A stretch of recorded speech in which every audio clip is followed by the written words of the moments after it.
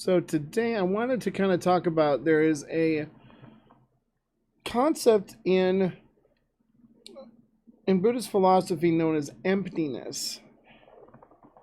Now, when we think of emptiness, at first, it might be a little confusing. It might be a little difficult to wrap our heads around. Um, because, when we think of emptiness, especially here, like in the States, in the West, when we think of it in a couple of ways, right? First of all, we think of it most literally in a very physical way. For instance, when we see like a cup or a bowl or a plate that doesn't have anything in it, at least nothing that we could tangibly use them for, like food or a liquid that we can consume. Um, a bottle, a tumbler, any sort of vessel that doesn't have anything in it. We consider that emptiness because said vessel's empty. On the other hand, we also think about it from an emotional standpoint. If you're feeling some sort of depression from not feeling so fulfilled, if we're talking about dissatisfaction, heartbreak, we often think of that as emptiness, also feeling empty inside, feeling a void, so to speak. So we think of emptiness in those ways also. In Buddhism, way different.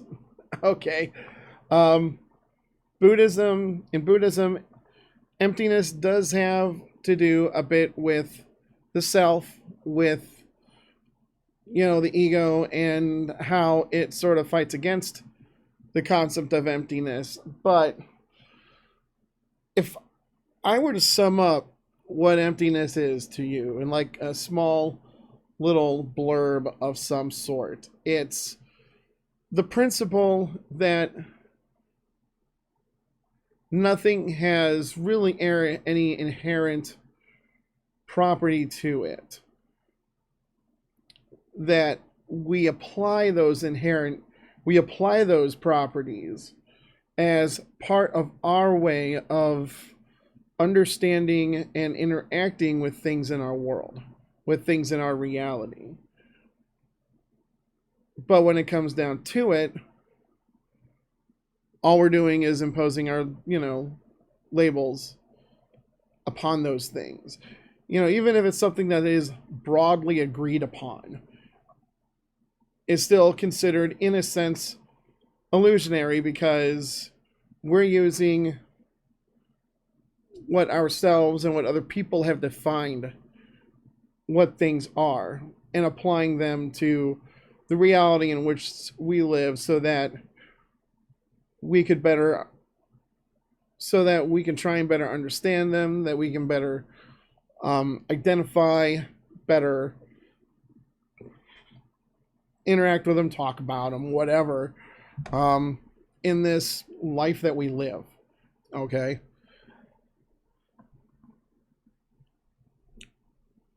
And there's something I actually want to share with you guys. Actually, one of the Buddha's teachings on emptiness is particularly popular among just about any Mahayana school of Buddhism.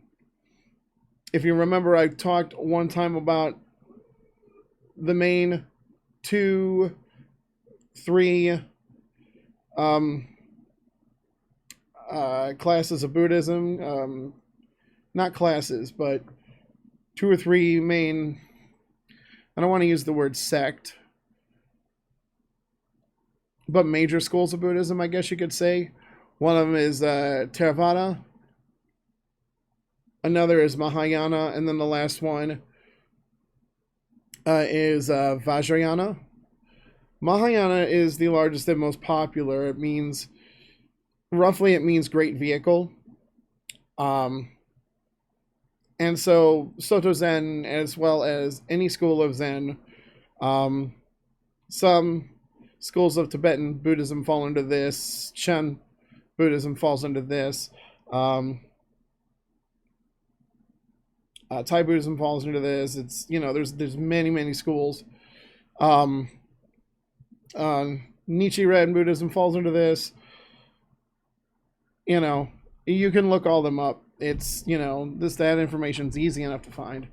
Um, but among most of them, there is a certain reverence to a teaching called the Heart Sutra, which I have displayed here, but I'm going to be reading from a different source because I'm going to read to you the part, which is about half of a section of the Heart Sutra that that sometimes gets chanted even during like Soto Zen services, especially bigger services like holidays, um, ceremonies like Jukai ceremonies, sesshin, and things like this. And while the Heart Sutra is a bit bigger than what most of us read, what most of us study, the biggest and most revered part of it in most Buddhist schools is a section known as Prajnaparamita, which is Pali and translates to perfect wisdom.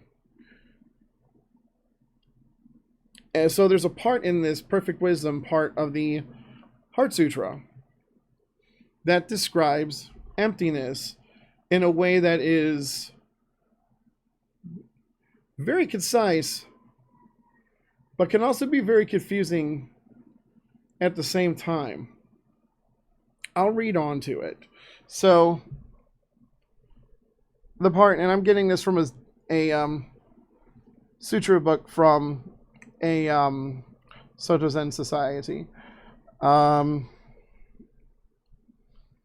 It starts off, O Shariputra, form does not differ from emptiness.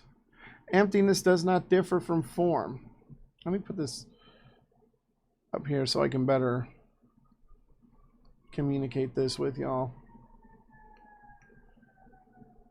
In fact, why don't I share with you what I'm reading?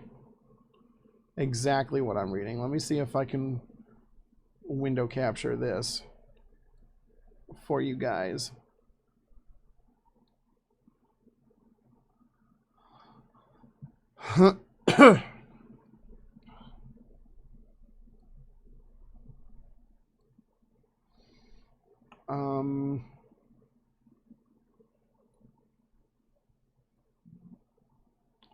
Let's see, window capture.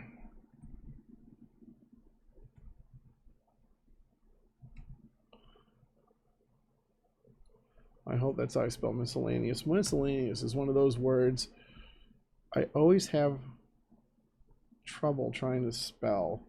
I better look it up, actually,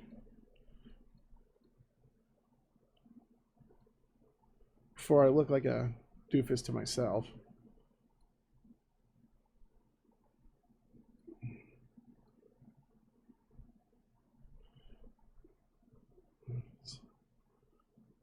Oh, wow. Got it right first try. Yay! Okay, so we'll show the window shadow.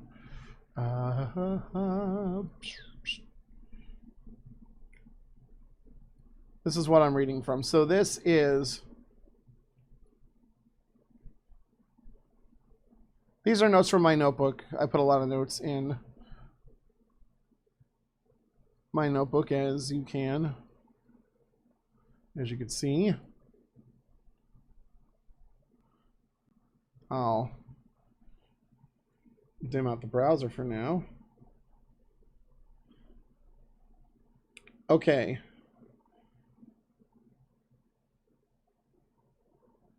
Here's the section of it that I'll be reading is right here.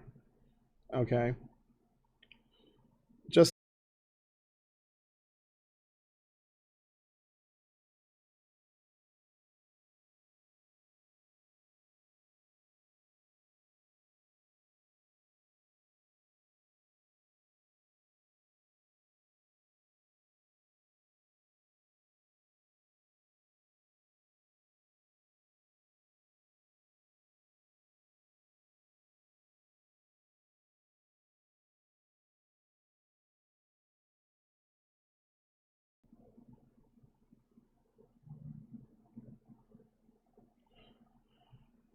Hmm. Okay. Looks like we're live. I'm sorry. Looks like we may have dropped a little bit there. That was really strange. All right. Folks, I apologize for that.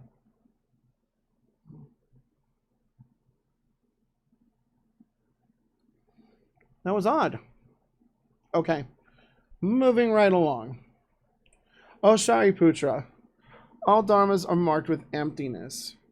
They do not appear nor disappear.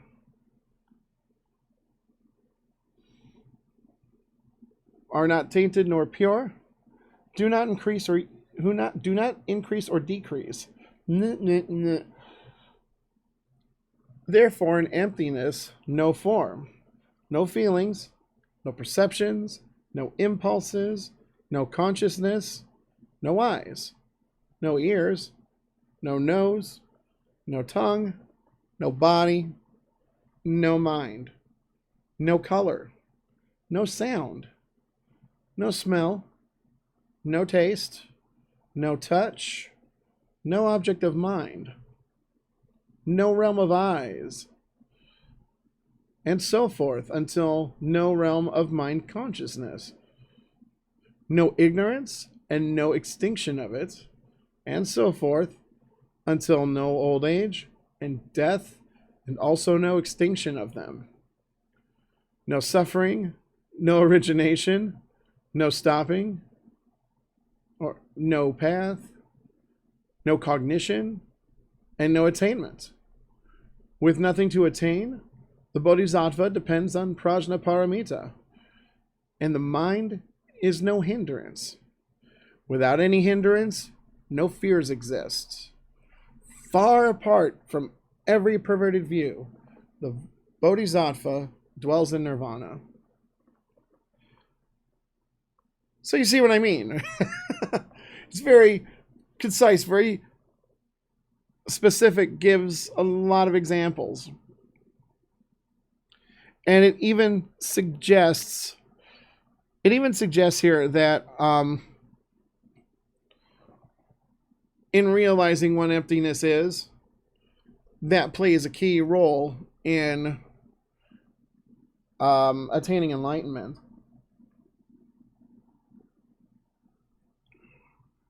So, kind of neat, kind of cool. Always interesting to hear from the Buddha himself, I feel.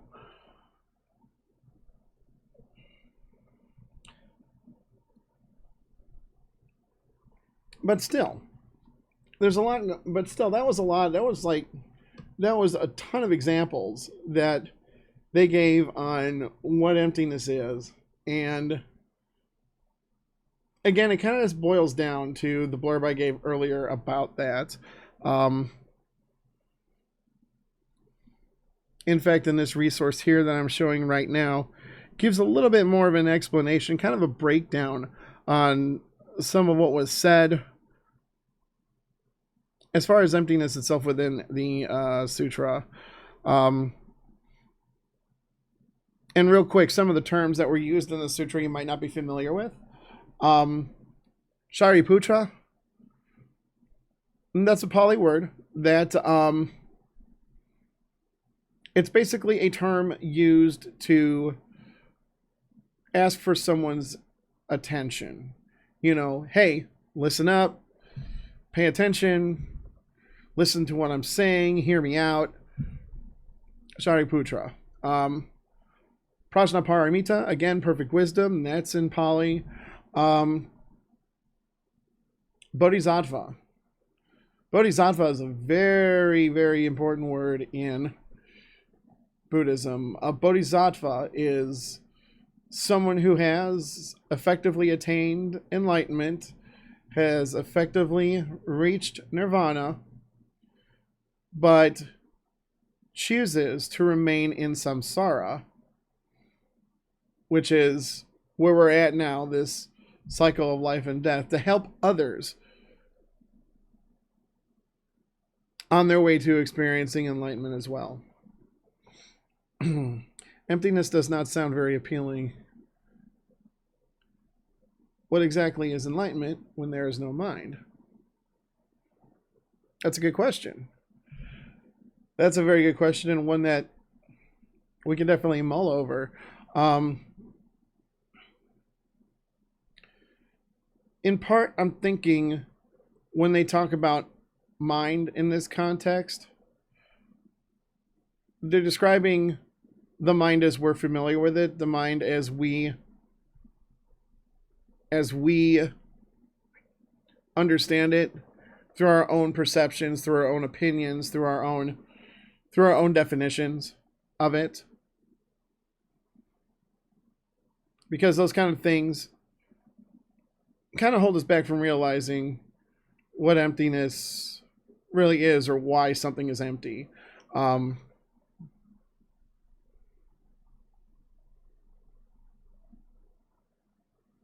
what I like to say, one way that I like to think about emptiness, as far as kind of getting the idea, is think of a tree. It could be any tree. It doesn't matter what kind of tree it is. It could be a birch, a willow, a redwood, a fir, whatever. Just think of a tree, okay? So we know what a tree is, right? We know it's a plant, tall plant, thick trunk, wood, branches out, foliage, leaves, needles. Some of them, like oak trees, they drop their seeds on the ground in the form of nuts. There's nut trees, there's fruit trees, there's all different kinds of trees, right? But we know what a tree is, right? So, how do we come to really define that as a tree? Specifically, why do we call it a tree? I'm sure you can look it up and give an etymological explanation. Oh, well, the word is derived from this in Latin, or this in, Germanic, and it meant this here, and, yada, yada. But how did all that come about? How far back can we go? Because at some point, somebody, some human, saw this thing, this tree, but didn't automatically know, hey, that's a tree. I mean, even as babies, even as children, we learn what trees are and we call them trees. Okay? But whoever the first human being is didn't have that advantage, right? Whoever the first person that was to have a look at that tree and think to themselves, well, what are we going to call this thing? What do we call this thing? At that time, there wasn't a word to define it. There wasn't something that somebody thought up to label it and say, okay, this label applies to things that are like this, to plants that are like this, to, these things, and they're going to be trees, or whatever word that they used at the time that we would eventually come to know as tree, right? So what we call a tree, or how we call a tree rather, is technically not an inherent property. That is technically part of the emptiness of the tree. It didn't necessarily have to be tree specifically, right? I mean, what if the person that saw that first and said, we're going to call these kinds of things baboons. All right. And eventually, throughout time, it develops into more sophisticated language. We start getting into Latin, and it turns out that in English, what we now call a tree in whatever way, they're actually called baboons. So the willow baboon, the banana baboon, the peach baboon, the baboon, the fir baboon, the redwood baboon,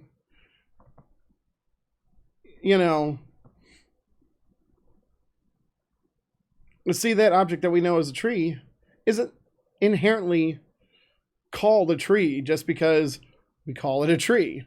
You know, that word is not a natural property of that tree.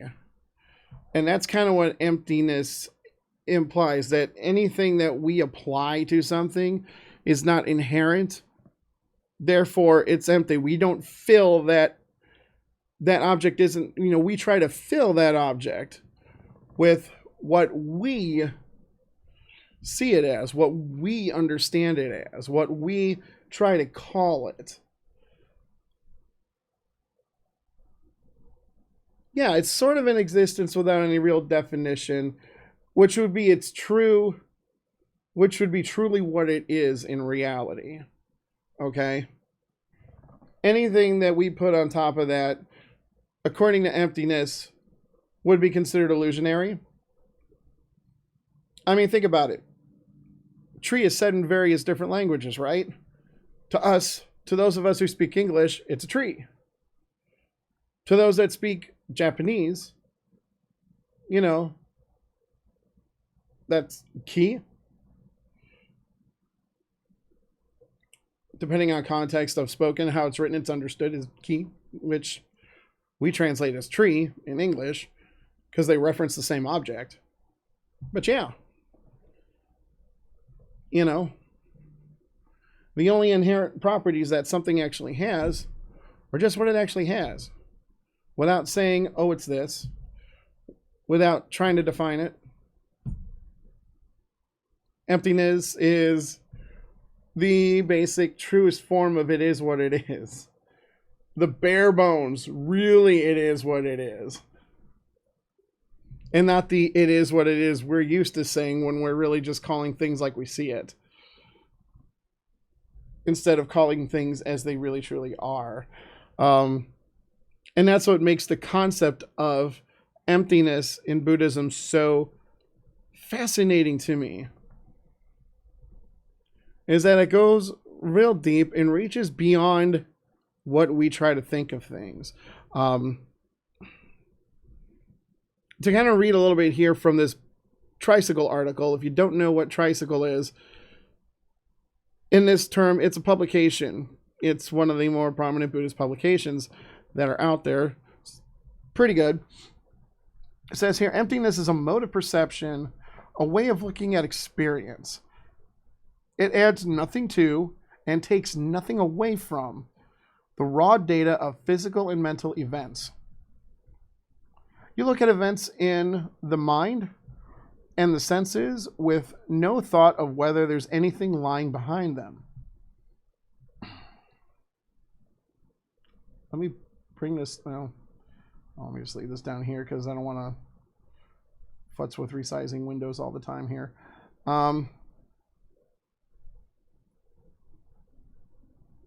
This mode is called emptiness because it is empty of the presuppositions we usually add to experience in order to make sense of it, the stories and worldviews we fashion to explain who we are and the world we live in. Although these stories and views have their uses, the Buddha found that the questions they raise of our true identity and the reality of the world outside pull attention away from the direct experience of how events influence one another and in the immediate present. Thus, they get in the way when we try to understand and solve the problem of suffering. Say, for instance, that you're meditating and you feel anger towards your mother, or a feeling of anger towards your mother appears. Immediately, the mind's reaction is to identify the anger as my anger, or to say that I'm angry. It then collaborates on the feeling, either working it into a story of your relationship to your mother, or to your general views about when and where anger toward one's mother can be justified. The problem with all this is, from the Buddhist perspective, is that these stories and views entail a lot of suffering. the more you get involved in them, the more you get distracted from seeing the actual sense of the suffering, the labels of I and mine that set the whole process in motion. As a result, you can't find the way to unravel the cause and bring suffering to an end. If, however, you adopt the emptiness mode, by not acting on or reacting to the anger, but simply watching it as a series of events in and of themselves, you could see that the anger is empty of anything to identify with or process or possess. As you master the emptiness mode more consistently, you see that this truth holds not only for such gross emotions as anger, but also for even the most subtle events in the realm of experience. This is a sense in which all things are empty. When you see this, you realize that the labels of I and mind are inappropriate, unnecessary, and cause nothing but stress and pain. You can drop them. When you drop them totally, you discover a mode of experience that lies deeper still, one that's totally free. And then it goes on, but I like the way that it explained that. It's obviously a very different way from what I explained it, but sort of kind of captures a little bit on the same idea that I was trying to convey, I think.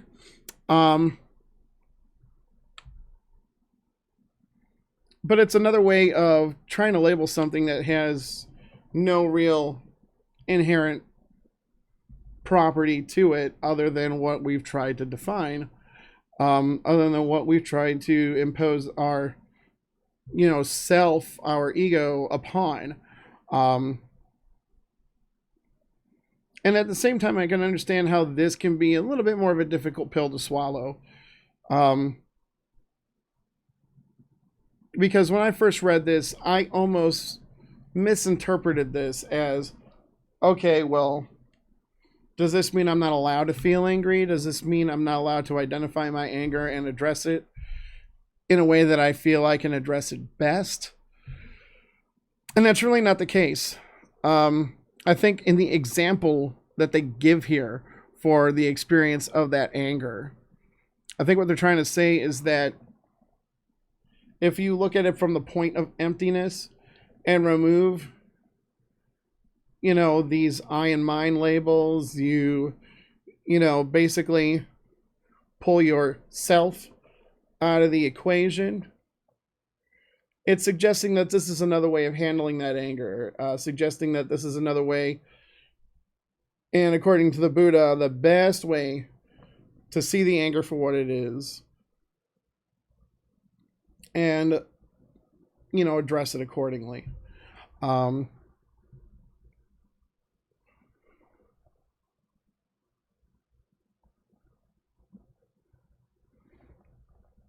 Yeah, it does kind of go on.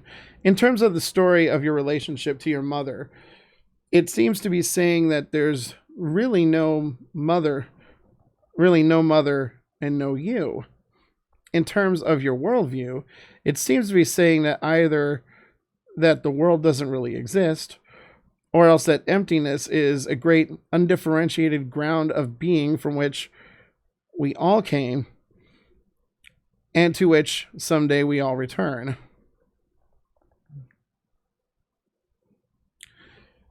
Again, that kind of goes back to labels too, I think.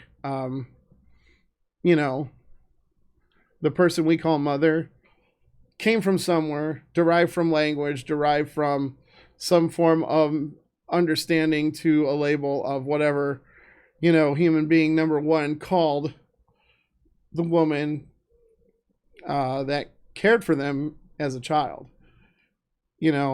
That word could have eventually been translated to mother for us. That word could have just as easily been translated as tomato, and we'd be talking about how, tomatoes give birth to us, raise us. Tomatoes try to teach us valuable lessons in life. Yeah, they provide for our well-being. Remember to love your tomato. I know it sounds absurd to us because that's not the proper word. It just sounds like a Mad Lib at this point. But but I think you get my point. I think you get my meaning.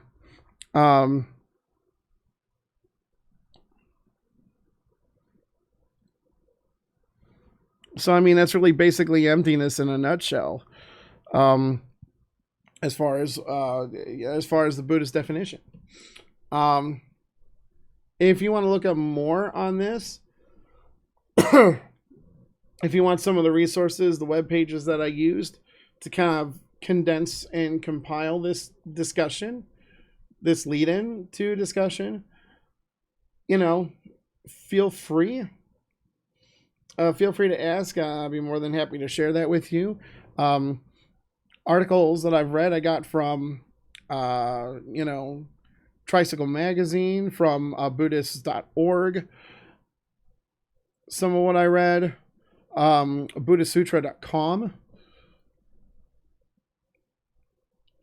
This here, EmptinessTeachings.com, also gives a good explanation on the introduction of the concept of emptiness in Buddhism. So if this is something that you want to continue to look at, that's fine. And, always feel free to discuss that with, if you are a practicing Buddhist and you've already chosen a teacher, feel free to talk about this with your teacher. They may teach it differently. They may be able to give you a better way of explaining it than I can. But if I'm ultimately approaching this from Zen, it's going to be a matter of sitting with it. Simply sitting with the idea. See, a lot of things in Buddhism you don't necessarily need to have explained so much that you have to make every logical sense of every single aspect of things. That's not necessary. Sometimes just having the idea and meditating on it and just kind of letting the idea sink in is enough. So, don't get worked up on it. That said, we can continue discussing this. I'd love to continue discussing this. I want to hear your thoughts on emptiness.